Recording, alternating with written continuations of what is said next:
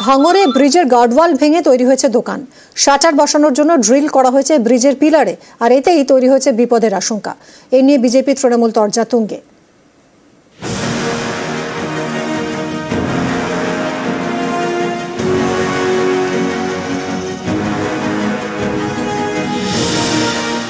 ব্রিজের নিচে দোকান, এই দোকান তৈরির জন্য ভেঙে ফেলা হয়েছে ব্রিজেরই গার্ডওয়াল। এই ছবি ভয় ধরানোর মতো।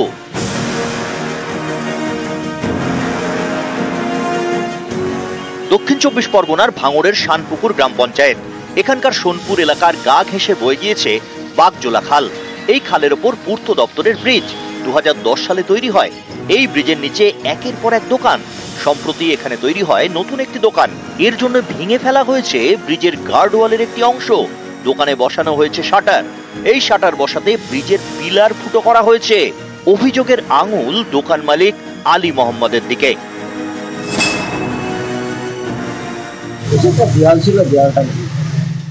ব্রিজের নিচে দেয়াল কাটছেন, এভাবে অসুবিধা হবে না? অসুবিধা ব্রিজের সঙ্গে কোনো সামঞ্জস্য নেই। তো প্রশাসন জানে বিষয়টা? হ্যাঁ, স্যারকে বলেছিলাম।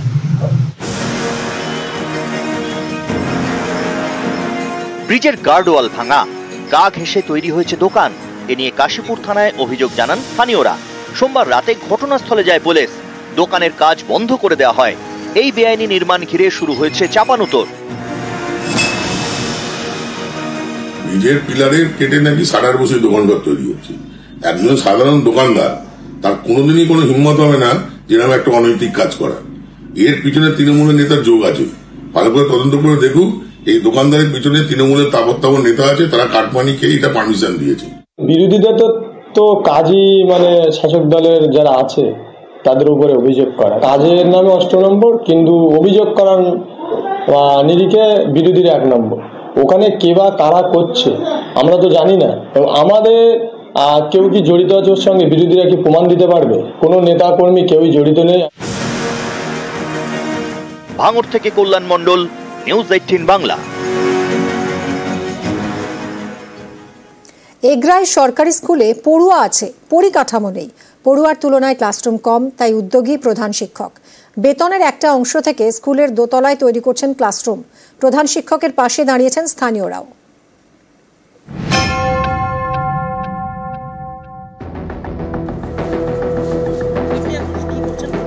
পূর্ব মেদিনীপুরের এগরা, এখানেই বহলিয়া জুনিয়র হাই স্কুল। সরকারি এই স্কুলই আশপাশের প্রায় ৬ গ্রামের বড় ভরসা। কিন্তু পরিকাঠামোর অভাব, ক্লাসরুম কম, তাই নিজের টাকায় নতুন ক্লাসরুম তৈরি করছেন প্রধান শিক্ষক। বহলিয়া জুনিয়র হাই স্কুলে 5 থেকে 10 পর্যন্ত পড়াশোনা হয়। পড়ুয়া ১৫০-র বেশি, ক্লাসরুম দুটো, তাই স্কুলের বারান্দাতেও ক্লাস হয়। অভিযোগ, ছেলেদের কোনো বাথরুম নেই, মেয়েদের বাথরুম ব্যবহার করা যায় না। ক্লাসরুমের সমস্যা মেটাতে উদ্যোগ নেন প্রধান শিক্ষক মিন্টু সরকার। তার বেতনের একটা অংশ থেকে স্কুলের দোতলায় 3টি ক্লাসরুম তৈরির কাজ শুরু হয়, কিন্তু খরচ বেড়ে যাওয়ায় লোন নেন। মাত্র 2টো ক্লাসরুম ছিল, এবং এই 2টো ক্লাসরুমে এই গ্রামের যে পরিমাণ ছাত্রছাত্রী আসতো তাদের পক্ষে যথেষ্ট ছিল না। কিছু অর্থ জোগাড় করি এবং নিজের যা ছিল স্যালারি থেকে জমিয়েছিলাম সেখান থেকে দিয়ে, এবং মাস্টারমশাইরা কিছু কিছু সাহায্য করেছেন, সেগুলো দিয়ে আমি ওপরের একটা বিল্ডিং করি, যেখানে 2টো রুম বের করি এবং এটা বের করে আমার ছাত্রদেরকে বসার ব্যবস্থা করি।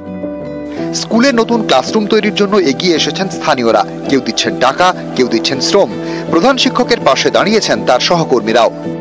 বসার জায়গা নেই ঠিক মতন, ক্লাসরুম নেই, তাছাড়া সব থেকে বড় হচ্ছে যে ওই টয়লেট সমস্যার চেষ্টা করছে। সরকারি স্কুলের পরিকাঠামো বেহাল। স্থানীয়দের অনেকেরই বক্তব্য, অনেক সময় এই ধরনের সমস্যায় এগিয়ে আসেন এলাকার বিধায়ক, কিন্তু এক্ষেত্রে তেমন কিছুই হয়নি। এই বার্তার মাধ্যমে হেডমাস্টারকে বলবো যে বিডিও অফিসের মাধ্যমে জেলা পরিষদের সঙ্গে যোগাযোগ করতে একটা টয়লেট তারা সেখান থেকে পেয়ে যাবেন। এই ব্যবস্থা আমাদের আছে। আর ঘরের পরিকাঠামোর ব্যাপারে বলি, পরিকাঠামোর ব্যাপারেও আমার নলেজে নেই। জুনিয়র হাই স্কুল মানে 4টে ক্লাস হওয়ার কথা, কটা রুম আছে আমি জানা নেই। তো স্বাভাবিকভাবে তারা আমাদের কাছে অ্যাপ্রোচ করুন, তাহলে নিশ্চিতভাবে আমরা করে দেবো। স্কুলের উন্নতিতে উদ্যোগী হয়েছেন প্রধান শিক্ষক নিজেই। সাহায্য সহযোগিতা সবই পাচ্ছেন স্থানীয় মানুষ এবং সহশিক্ষকদের কাছ থেকে। প্রধান শিক্ষক চাইছেন প্রশাসনও এগিয়ে আসুক এই স্কুলের উন্নতির জন্য। সুজিত ভৌমিক, নিউজ 18 বাংলা। বাংলাদেশের শক্তি দেখালো আওয়ামী লীগ, দেশ জুড়ে মশাল মিছিল নেতাকর্মীদের। অন্যদিকে খুলনায় বিএনপির ছাত্র সংগঠনের সঙ্গে বৈষম্য বিরোধী ছাত্র জোটের সংঘর্ষ। সব মিলিয়ে চাপে ইউনূস সরকার।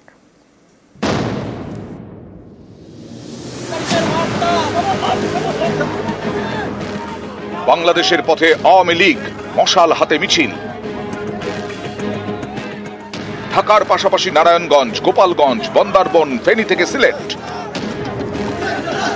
বাংলাদেশ জুড়ে শক্তি দেখালো আওয়ামী লীগ। মঙ্গলবার দেশের বিভিন্ন প্রান্তে হরতাল করেন শেখ হাসিনার দলের নেতাকর্মীরা। গত অগস্ট থেকে বাংলাদেশ ছাড়া শেখ হাসিনা, তারপর থেকে পদ্মাপাড়ে আক্রান্ত সংখ্যালঘুরা। আওয়ামী লীগের নেতাকর্মীদের ওপরেও হামলা চলে। এই পরিস্থিতিতে ফেব্রুয়ারি জুড়ে কর্মসূচি ঘোষণা করে আওয়ামী লীগ। সোমবার দলের নেতাকর্মীদের অডিও বার্তা দেন শেখ হাসিনা। হরতাল এবং আন্দোলন সেটাকে সফল করবার জন্য আমি আহ্বান জানাচ্ছি সবাইকে যে এদের বিরুদ্ধে সকলকে এখন সংগ্রাম করতে হবে, যাতে দেশটা এই রাহমুক্ত হতে পারে, বিচারহীনতার কালচার থেকে বেরোয় আসতে পারে। হাসিনার বার্তার পরেও পথে আওয়ামী লীগ, দেশ জুড়ে হরতাল, মিছিলে হাতে মশাল। অন্যদিকে ছাত্র সংঘর্ষে উত্তপ্ত বাংলাদেশের খুলনা। মঙ্গলবার খুলনার প্রযুক্তি বিশ্ববিদ্যালয় একেবারে রণক্ষেত্র।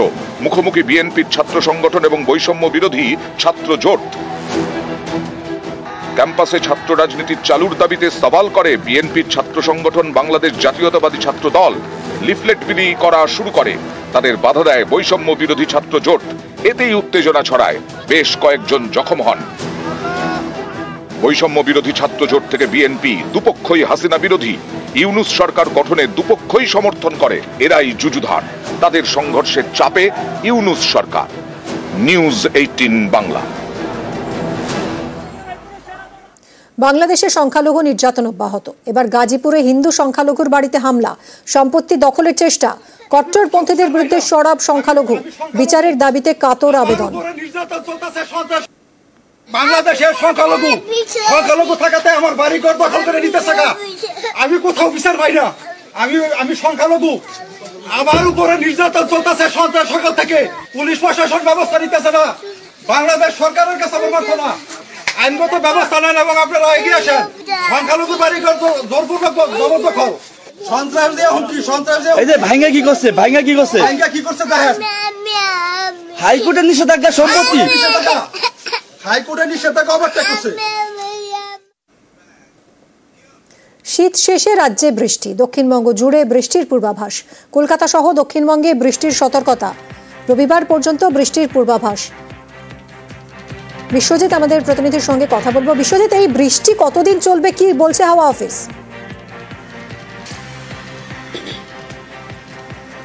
দেখো, রবিবার পর্যন্ত দক্ষিণবঙ্গ এবং উত্তরবঙ্গের প্রায় সব জেলাতেই বৃষ্টি চলবে। তবে দার্জিলিংয়ের ক্ষেত্রে একটু ভিন্ন। দার্জিলিংয়ে সোমবার পর্যন্ত এই বৃষ্টি চলবে। দার্জিলিংয়ে তুষারপাতেরও সম্ভাবনা রয়েছে। আগামী কয়েকদিনে দার্জিলিংয়ে তুষারপাতের সম্ভাবনা রয়েছে, কারণ একটি পশ্চিমী ঝঞ্ঝা যেটি গতকাল ঢুকেছিল সেই পশ্চিমী ঝঞ্ঝা পাস করবে। আর এই পশ্চিমী ঝঞ্ঝাটা বেশ কিছুটা নিচু দিয়ে যাবে, আর তার ফলেই দার্জিলিংয়ের উঁচু পার্বত্য এলাকাতে যেমন তুষারপাতের সম্ভাবনা রয়েছে, তেমনি দার্জিলিং কালিম্পংয়ে বেশি বৃষ্টির সম্ভাবনাও রয়েছে। তাছাড়াও উত্তরবঙ্গেও বৃষ্টি হবে। শনি এবং রবিবার উত্তরবঙ্গের সব জেলাতেই বৃষ্টির সম্ভাবনা রয়েছে। আগামীকাল দার্জিলিং, জলপাইগুড়ি, কালিম্পং এবং মালদাতেও বৃষ্টির সম্ভাবনা রয়েছে। সকালের দিকে কুয়াশা কিছুটা থাকলেও এই মেঘলা আকাশ এবং বৃষ্টির সম্ভাবনা উত্তরবঙ্গে আগামী কয়েকদিন বিক্ষিপ্তভাবে থাকবে। দু এক জায়গায় শিলাবৃষ্টির সম্ভাবনা। দক্ষিণবঙ্গের ক্ষেত্রেও রবিবার পর্যন্ত বৃষ্টির সম্ভাবনা থাকছে এবং তার মধ্যে সব থেকে বেশি বৃষ্টির সম্ভাবনা থাকবে বৃহস্পতিবার এবং শনিবার। এই দুই দিন দক্ষিণবঙ্গের প্রায় সব জেলাতেই, কলকাতা সহ সব জেলাতেই বৃষ্টির সম্ভাবনা। ইতিমধ্যেই আমরা জানি যে গতকাল রাতেই ঝাড়গ্রাম সহ পশ্চিম মেদিনীপুর বেশ কয়েকটি জেলাতে বৃষ্টি শুরু হয়ে গেছে। কোথাও কোথাও বিক্ষিপ্ত শিলাবৃষ্টি হয়েছে এবং আজও কলকাতা সহ উত্তর ও দক্ষিণ 24 পরগনা যেমন থাকবে, কলকাতা, হাওড়া, হুগলি এবং পূর্ব মেদিনীপুর, ঝাড়গ্রাম, বাঁকুড়া এই জেলাগুলিতেও বৃষ্টির সম্ভাবনা থাকবে এবং এই বৃষ্টি চলবে রবিবার পর্যন্ত। এবং যেরকম বলছিলাম যে বৃহস্পতিবার এবং শনিবার এই দুদিন বৃষ্টির সম্ভাবনা অনেকটা বেশি থাকবে। একদিকে দক্ষিণবঙ্গের ক্ষেত্রে যেটা সবথেকে বেশি যে জলীয় বাষ্প প্রচুর ঢুকছে, বঙ্গোপসাগরে একটি বিপরীত ঘূর্ণাবর্ত বা অ্যান্টি সাইক্লোনিক সার্কুলেশন তৈরি হয়েছে, তার ফলে প্রচুর জলীয় বাষ্প দক্ষিণা বাতাসে ভর করে ঢুকছে।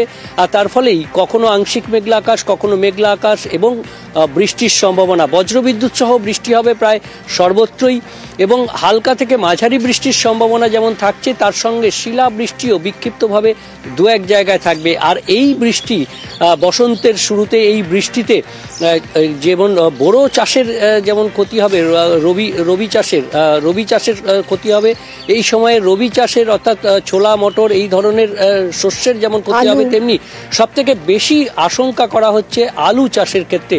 আলু চাষের ক্ষেত্রে ক্ষতির আশঙ্কা একটু বেশি থাকবে, এমনটাই মনে করছেন কৃষি বিজ্ঞানীরা। ধন্যবাদ বিশ্বজিৎ। 19 তারিখে দক্ষিণবঙ্গের সবকটা জেলাতেই বৃষ্টিপাত প্লাস তার সাথে থান্ডারস্টর্ম হওয়ার সম্ভাবনা আছে। বাঁকুড়া, পশ্চিম মেদিনীপুর, পূর্ব Medinipur, Howrah, Hooghly, Kolkata, north 24 Pargana, south 24 Pargana, Kolkata also. 20 তারিখে দক্ষিণবঙ্গের সবকটি জেলাতে থান্ডারস্টর্ম শাওয়ার উইথ রেন হওয়ার সম্ভাবনা রয়েছে এবং উত্তরবঙ্গে মালদা, কালিম্পং, জলপাইগুড়ি এবং দার্জিলিং এই জেলাগুলিতে আপনার হালকা বৃষ্টিপাত বিক্ষিপ্তভাবে দু এক জায়গাতে হওয়ার সম্ভাবনা আছে।